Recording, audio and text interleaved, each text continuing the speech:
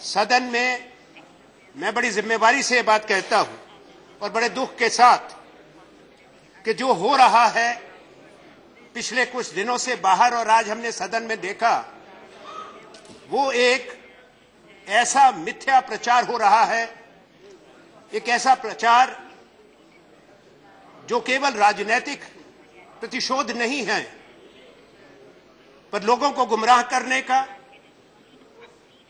नाम बदनाम करने का और अपनी नाकामयाबियों से, अपनी कारगुजारियों से लोगों का ध्यान हटाने का। ये सही है कि विषय ऐसा है जिस पे चर्चा होनी चाहिए, इसीलिए मेरे दल ने स्वीकार किया। जब इस तरफ से नोटिस आया, हमने कहा हम चर्चा करेंगे। माननीय उपसभापति महोदय, हम सब जानते हैं कि रक्षा के लिए जो सामग्री ली जाती है, जो डिफेंस एक्विजिशन प्रोसेस है, वो पेचीदा है, कॉम्प्लेक्स है, उसमें समय लगता है, बरसों लगते हैं, सरकारें बदलती हैं, तब कहीं जाके जो हमारी सशस्त्र सेनाओं की आवश्यकताएं हैं, चाहे वो सेना है, थल सेना है, वायु सेना है, नौसेना है, उसकी जो रिक्वायरमेंट्स हैं, उसकी जो आवश्यकताएं हैं, वो पूरी की जाती हैं। अगर हर विषय को जैसा कहा गया यहां पे हम उंगली उठाएं, हर खरीद पर आरोप लगाएं, तो ये सिलसिला, ये कड़ी दशकों से चल रही है, ये कभी रुकेगी नहीं। बुनियाद पर आधारित बात होनी चाहिए जो सच की और कानून की कसौटी पर खरी उतरे। हमने जो आज देखा है और जो सुना है, I have no hesitation to say it is the travesty of truth, it is distortion, it's a web of deception that has been woven here, and not only that, in a very irresponsible manner, the reputations of many in the previous government, in our government, has been questioned. No, please, let him. मुझे मालूम था कि झूठ के पांव नहीं होते, ये पुरानी कहावत है, अभी सदन भी देख रहा है। हमने बोलना शुरू किया तो पांव दूसरी तरफ चले गए। उम्मीद रखता हूं कि वापस आएंगे, बात सुनेंगे। आप संयम रखिए ना भैया, अभी आपको भी पता लगेगा। No, please. ये तोहफा जो आप लाए हैं, आपको भी पता लगेगा। No, please listen. Please listen.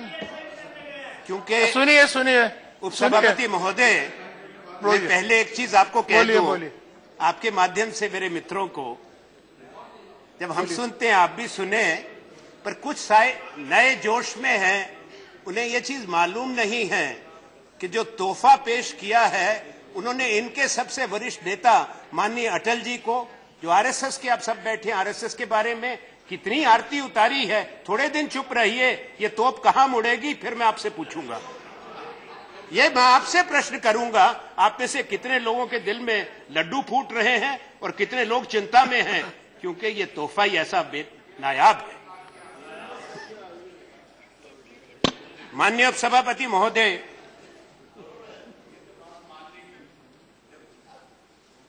इस सदन के एक मनोनीत सदस्य जो अब कहीं निवृत्त होकर वापस लौट गए,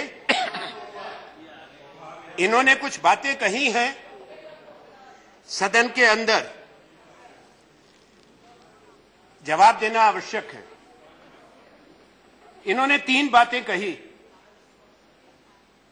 admitted facts, second, what is criminality, third, how to proceed in this order.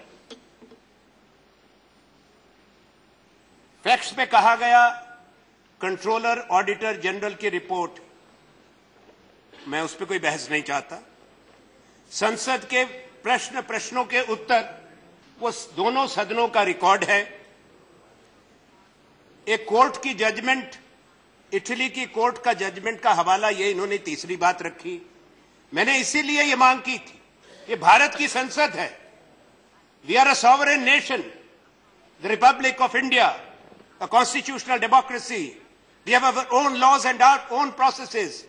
Therefore, what has been referred to must first be authenticated by the government, put here, scrutinized legally, so that the canons of natural justice are not flouted in such an irresponsible manner for political reasons. We know the agenda, and we are determined to fight and expose that agenda also. Sir, the first issue that has been raised was about the process having been started. It's not a disputed fact at all, either from my side or that side, that it all started in 1999, when the Indian Air Force gave its requirement to replace the Mi-8, which were aging. They couldn't fly beyond 2,000 meters. They did not have the night flying capacity. This is not disputed at all. At the same time, this is undisputed fact that the process started way back in 2002. A global RFP was issued, and I would like to correct my dear friend Shri Bhupendra Yadav and his new friend that there was not one or two, but at that time also there were 4 vendors. So if anybody has given you a piece of paper that the process didn't start, the process started, RFP was issued, 4 vendors were there. The first vendor then in 2002, Mr. Swami, take notes, was Augusta EH-101. 2002, I am repeating. Number 2 was Mi-17. The third one was EC-225 Eurocopter. The fourth is United States Sikorsky. So when these 4 bids were received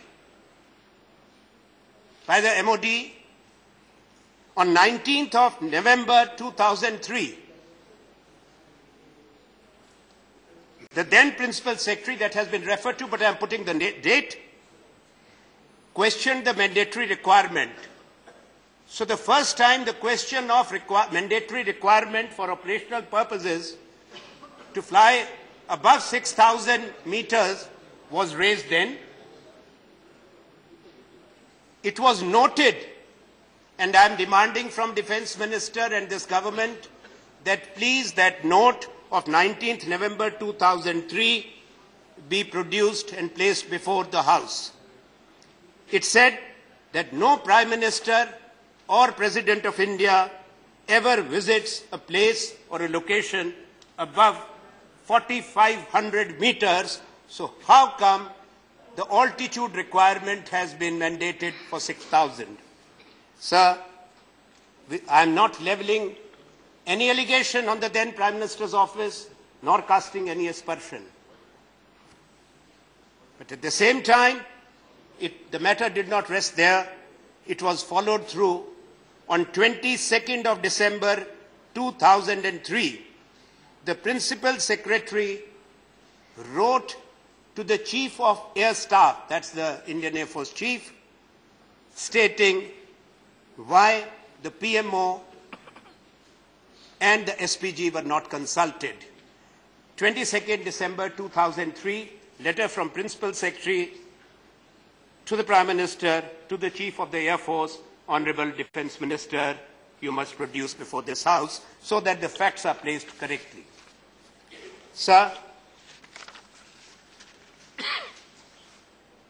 it was not only that objection was conveyed.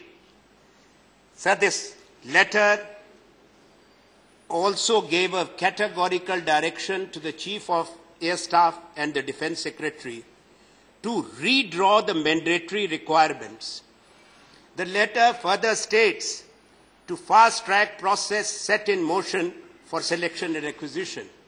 Thereafter, in 5 months, there was a change of government. A new government took office. We also know, sir, that a government is a continuum in many respects, particularly when it comes to sensitive decisions, policy matters. There is a large degree of continuity. Therefore, the new government had to take cognizance of what the previous government was doing when the process had already taken 5 years. 99 to 2004 May, if you are trying to say that we are a system in which no new government should even look at the papers of the previous Prime Minister's office, the previous Defense Minister, no new Air Force chief should look at what his previous chief was doing, no new SPG chief should look at what the previous SPG chief was doing, then I'm afraid that you will create a system which will have no order, no direction, no control. Nations are not governed with irresponsibility. Nations are governed with maturity, correctness, and wisdom. Sir, therefore, what has been said here, attributing motives, insinuations, innuendos by the previous speaker, including on my senior and distinguished colleague who will speak for himself, but I can say one thing, that those are without any foundation, basis, malicious and motivated. I have no hesitation to say. And I will point out each one of those fallacies before this august House for the benefit of the honorable members and for the nation at large. Sir, भाई एक तो ये अपनी टिप्पणी करें, हमको जो कहना है हम कहेंगे। तो इसलिए ये कहना जो माननीय सदस्य ने कहा कि एसपीजी को क्यों नहीं कंसल्ट किया गया, ये आप सदन में कहा गया, ये बात बिल्कुल गलत। सिंगल वेंडर सिचुएशन क्रिएट की गई, आपने ये आरोप लगाया, गंभीर आरोप है, वो भी गलत। पहले भी 4 थे, दूसरी बार भी 4 थे, वही 4 जो वाजपेयी जी की सरकार के समय थे 2006 में, वही 4 दोबारा सामने आए, जिसमें से 2 क्राइटेरिया जो था एयरफोर्स का, मैंडेटरी रिक्वायरमेंट्स का, वो मानक पूरे जो करते थे, उसमें 2 थे, ऑगस्टा वेस्टलैंड 101, सिकॉर्स्की जो अमेरिका का हेलीकॉप्टर है। उसके बाद ट्रायल बाहर क्यों हुई, ट्रायल में क्या गड़बड़ी हुई, ये बात खूब कही गई, अच्छी बात है, धन्यवाद आपका। पहली चीज तो मेरे साथी ने भी कही थी, मैं भी स्पष्ट कर दूं कि ट्रायल किसी भी प्लेटफॉर्म की, हथियार की कहां होगी, जाहिर है देश में होनी चाहिए, पर यह भी वास्तविकता है और एक तथ्य है कि ट्रायल्स के लिए देश के बाहर हो। ये पहले 1999 टू 2004, 1999 से 2004 एनडीए सरकार, डिफेंस प्रोक्योरमेंट प्रोसीजर 2002, उसमें लिखा गया कि फील्ड एवेल्युएशन ट्रायल बाहर हो। रक्षा मंत्री पैरा 27 और डिफेंस प्रोक्योरमेंट पॉलिसी 2002, उसका एनेक्स्चर मेरे पास है, मैं सदन में टेबल करूंगा ताकि आप इनकार ना करें। उसके बाद जाहिर है कि 2006 के डिफेंस प्रोक्योरमेंट प्रोसीजर में भी ये बात रखी गई, उसमें भी ये एक ऑप्शन थी कि अगर उसको देश के बाहर भी करना है, देश के बाहर उसको किया जाए। वो पैरा 38 है 2006 की पॉलिसी का। अब आज की आपकी सरकार, आपकी, देखिए मैं तो बड़े आदर से कह रहा हूं, अगर टोका टोकी ना हो, वरना हमारी तरफ से भी होती है, तो इसलिए थोड़ा शांत रहें। आज की सरकार ने भी, जो अभी आपकी सरकार ने 2016 में डिफेंस प्रोक्योरमेंट प्रोसीजर जो नीति नोटिफाई करी है, पैरा 65 और 66 DIPP 2016, उसमें स्पष्ट किया है कि field evaluation trial can be conducted abroad in vendors' premises. ये आपकी ये पॉलिसी है, और ये तीनों 2002, 1999, 2006 और 2016, ये मैं तीनों उपसभापति महोदय ऑथेंटिकेट कर सभा पटल पर रखूंगा। उसके बाद प्रश्न ये उठता है, जो कहा गया कि जो ट्रायल थी वो गलत हुई, किसी दूसरे हेलीकॉप्टर की ट्रायल हुई। मैं इस बात को नकारता हूं, यह बिल्कुल गलत है। यह पूरी भारत की वायुसेना को कलंकित करने की बात है। ट्रायल दोनों हेलीकॉप्टर्स की हुई। ऑगस्टा वेस्टलैंड की जहां तक वास्तविकता है, और मेरे से पूर्व वक्ता की जानकारी के लिए, क्योंकि because he suffers from N obsession, that's why he keeps on quoting the wrong country. He said, well, you can. It is not unparliamentary. If it is unparliamentary, you can expunge it. I feel that you're obsessed. This is too much. This is too much. You're a diabolic man. देखिए, मैं एक चीज कहूंगा। No. देखिए, Don't go for altercation. You speak. कह रहे हैं, You address a chair. ये विकृत मानसिकता प्रकट होती है, मुझे कोई आपत्ति नहीं। ये अपनी स्तर दिखा रहे हैं। मैं जिस स्तर पर गिर के ये बात करते हैं, मैं कृपा करके माफी चाहता हूं आपसे। मैं उस स्तर पर नहीं गिर सकता, ना मैं ऐसी भाषा किसी के लिए इस्तेमाल कर सकता हूं, किसी और।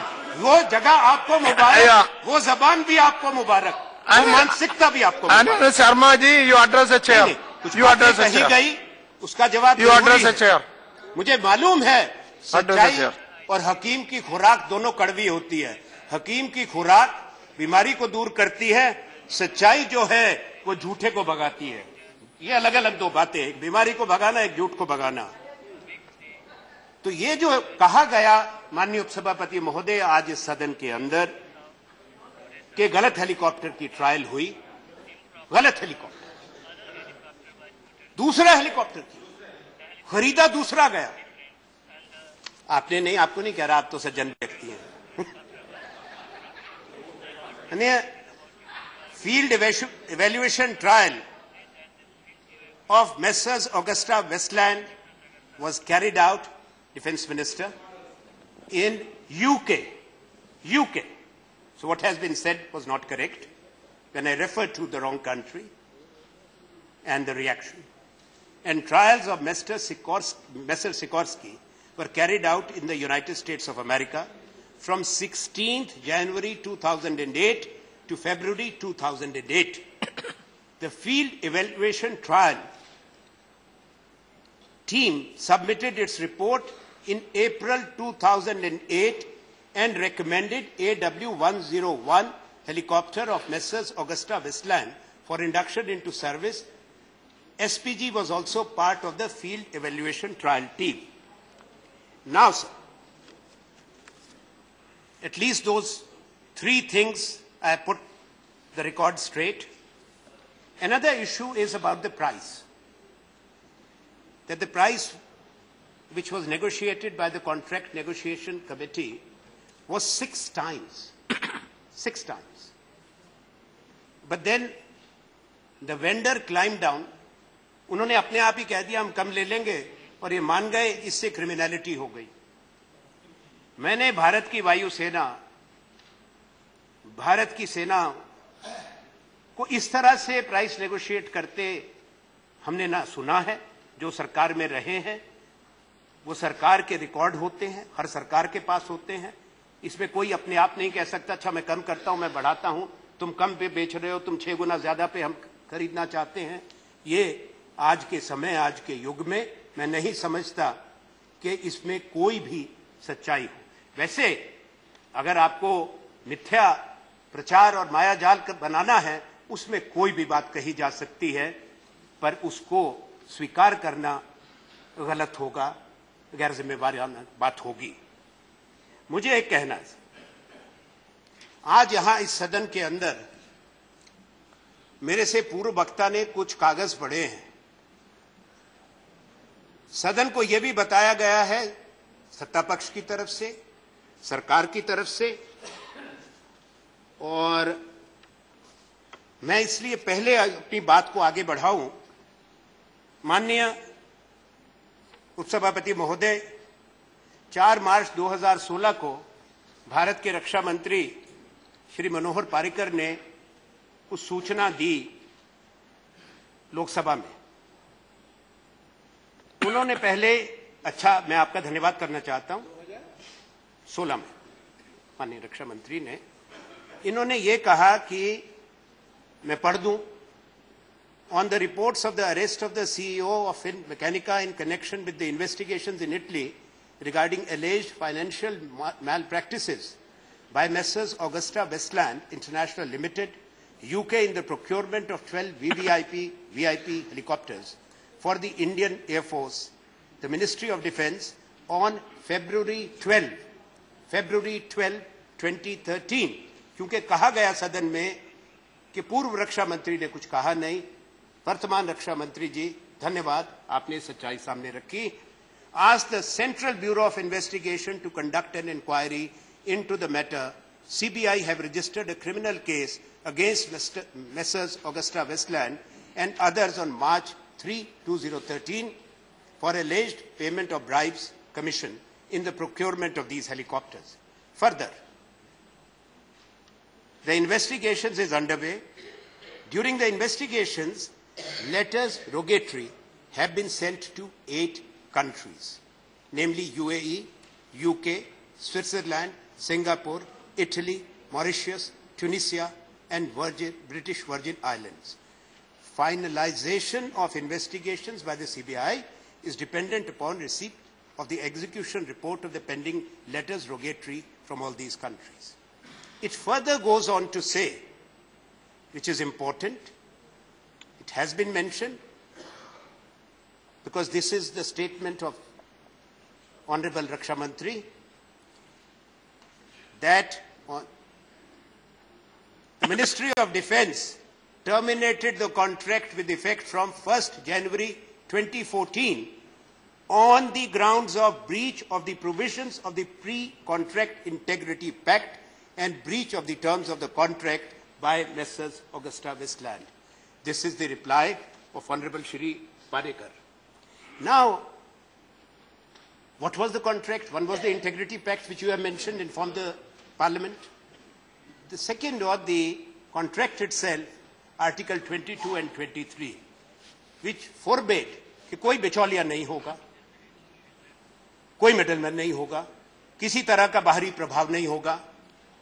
अगर हुआ तो भारत सरकार को यह अधिकार रहेगा, क्योंकि हम खरीदार हैं, कि हम इसको रद्द करेंगे सौदे को, हम बैंक गारंटी जब्त करेंगे, हम परफॉर्मेंस गारंटी जब्त करेंगे। ये सब बातें उस कॉन्ट्रैक्ट में लिखी गई थी। मुझे यह भी बताना जरूरी है, क्योंकि आरोप लगाना आसान है कि कोई ऐसी सरकार नहीं होती, ना कोई नेतृत्व होता, जब कोई गंभीर बात उजागर होती है आप तुरंत बिना विलंब के उस पर कार्रवाई शुरू करते हैं।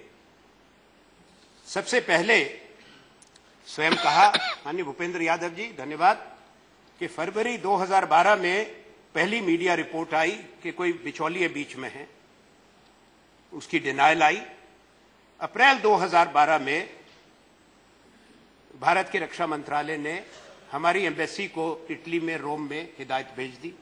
उन्होंने कहा दिक्कत आ रही है, जानकारी नहीं दे रहे। जुलाई 2012 में एक फैसला लिया भारत सरकार ने, रक्षा मंत्रालय ने, कि सीधा जुडिशियल अथॉरिटीज को अप्रोच करें और नेपल्स में प्रोसिक्यूटर के दफ्तर में एक फॉर्मल एप्लीकेशन हिंदुस्तान की सरकार ने डाली कि हमको जानकारी दी जाए।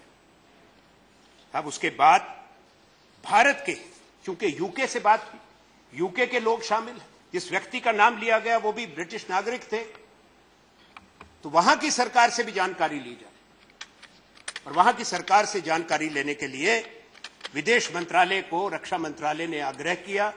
विदेश मंत्रालय के भी ये बात पूरी कर, विदेश मंत्रालय के सचिव ने, सेक्रेटरी वेस्ट, उन्होंने वहां के विदेश सचिव को पत्र लिखा और हाई कमिश्नर जो भारत के हैं उनको वहां पत्र लिखा कि आप जरा इसकी जानकारी मालूमात करें। जिस व्यक्ति का क्रिश्चियन मिशेल का आपने नाम लिया है उसके बारे में, और जो भी जानकारी यूके की सरकार के पास है वो हिंदुस्तान की सरकार को फौरन भेज दी जाए।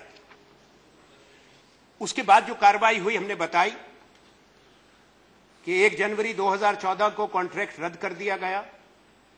ये भी बता दिया, दूसरे मित्रों ने बता दिया, हेलीकॉप्टर जब्त हो गए, बैंक गारंटी जब्त हो गई। एक बात यहां पर नहीं बताई गई कि मिलान की कोर्ट के अंदर इटली में कॉन्ट्रैक्ट तो रद्द किया, वहां पर मुकदमा भारत सरकार ने किया। हमारी पिछली सरकार ने मुकदमा किया वहां जाकर कि जो परफॉर्मेंस गारंटी है वो रिलीज हो ताकि वो पैसा भारत को आए। तो 450 करोड़ एक और 1662 करोड़ दो, कुल मिलाकर लगभग 2086 करोड़, 1600 के 50 करोड़ बाहर गया, 2086 करोड़ और 3 हेलीकॉप्टर यहां पैसा आ गया।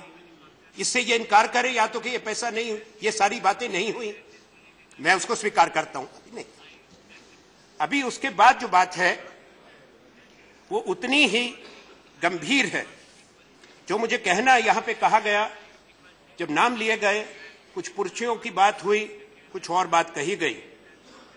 मैं पहली बात कह दूं, ये कोई रॉकेट साइंस नहीं है कि इसमें शोध संस्था को काम करना है कि एक व्यक्ति जो कारोबार करना चाहता है और क्या किसी का बिचौलिया बना है, वो ये पत्र लिखे जेल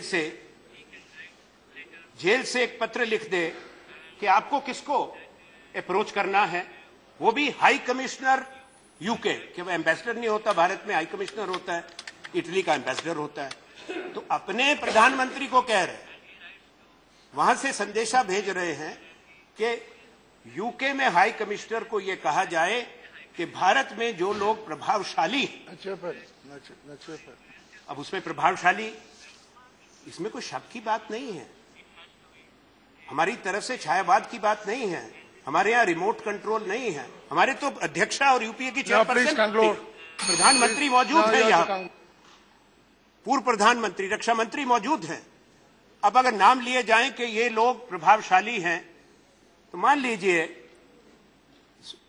मेरे पूर्व वक्ता जी को थोड़ी मैं सलाह दे दूं, इनका बड़ा ये बाकियों के बारे में जो कहते हैं, मान लीजिए कि आपका ही कोई मित्र, मैं आप पे कोई आरोप नहीं लगाता हूं कि आप कोई ऐसा काम करेंगे, नहीं भी करना चाहिए, कोई आपके पास भी कोई लॉबी करने के लिए आ जाए कि मित्र आज की सरकार में फलां काम कराना है, तो किससे बात की जाए? बात कह देंगे साहब ये कि प्रधानमंत्री मोदी जी हैं, उनके नजदीक पार्टी अध्यक्ष अमित शाह जी हैं, शायद रक्षा मंत्री हैं। नहीं, please please please, I will conclude, please. Two more speakers are there. Yeah, I will allow you. ये ठीक है, मैं तो ये विशाल कह रहा हूँ। PM's reference he has taken, sir. He has taken PM's reference, sir. एक अमित शाह जी का नाम ले रहे हैं। अमित शाह जी यहाँ पर है नहीं जो अपने को डिफेंड कर सके, इसलिए मुझे लगता है कि इतनी शांति के साथ अभी डिबेट हुई है, ऐसा कोई काम ना करें। That name cannot be taken, he cannot come and defend. So that is explained. Okay, explain. Now What please I am conclude. saying, please sir, if I am not being interrupted, now this is not fair to me. No, this you is a are sensitive already- matter. you If are I am being two- repeatedly two interrupted, more. No, sir. Sir, Nobody please. interrupts. I would have Two more concluded. speakers are there. I would have concluded at least 5 minutes before if I was not being interrupted. No. Please Nobody allow me to interrupted. speak, sir. Nobody sir interrupts. मुझे एक चीज कहनी है कि कोई बिचौलिया किसी का नाम ले दे, does that make that person guilty or complicit?